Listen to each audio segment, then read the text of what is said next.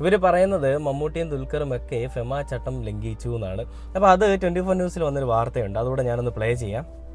രാവിലെ 6 മണിക്ക് ആരംഭിച്ച പരിശോധന ഇപ്പോഴും തുടരുകയാണ്. ഇപ്പോൾ കുറച്ച് വിവരങ്ങൾ ഇതുമായി ബന്ധപ്പെട്ട് പുറത്തു വരുന്നത്. പ്രധാനപ്പെട്ടത് ദുൽഖർ അടക്കമുള്ളവർ ഫെമ ചട്ടം ലംഘിച്ചു എന്നുള്ളതാണ് ഇ ഡിയുടെ കണ്ടെത്തൽ. ഈ കണ്ടെത്തലിന്റെ അടിസ്ഥാനത്തിലാണ് ഈ പരിശോധന എന്നുള്ളതാണ്. ഫെമ ചട്ടത്തിലെ 3, 4, 8 സെക്ഷനുകൾ അതിന്റെ ലംഘനമാണ് നടന്നിരിക്കുന്നത്.